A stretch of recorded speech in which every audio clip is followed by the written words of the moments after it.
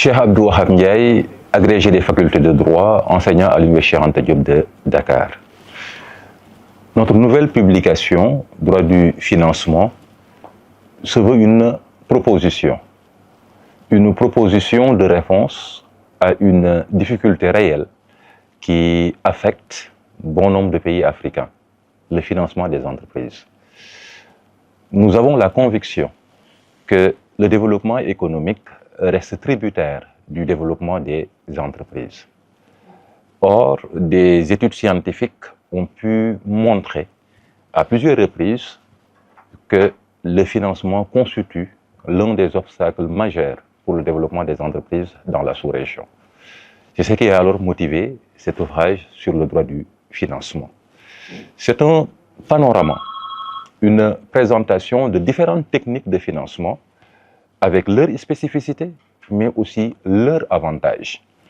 Nous avons voulu montrer qu'au-delà du prêt bancaire que nous connaissons, il y a d'autres techniques qui s'apparentent au prêt.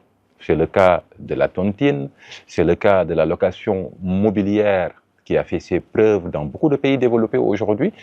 Mais au-delà de ces techniques-là qui s'apparentent du prêt et de ces techniques qui s'apparentent au prêt, on a la vente, ou bien des techniques tributaires de la vente et qui permettent le financement d'une activité économique. La vente en état futur d'achèvement, par exemple, la cession de créances, la vente avec clause de réméré, entre autres.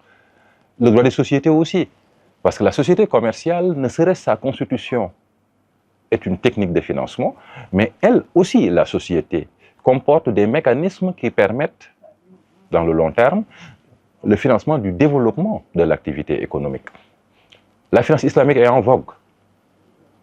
Cette finance éthique, avec ses mécanismes, avec ses opérations de financement participatif et ses opérations de financement non participatif.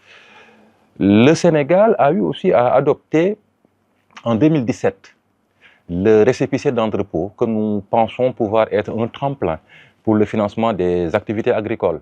L'agriculture prédominée par le secteur informel est aujourd'hui presque exclue du circuit institutionnel de financement. Or, nous connaissons le poids important de l'agriculture dans notre économie.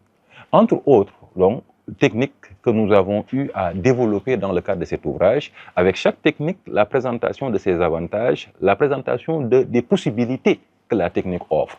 Le crédit bail, mobilier ou immobilier, avec le leasing, le leaseback.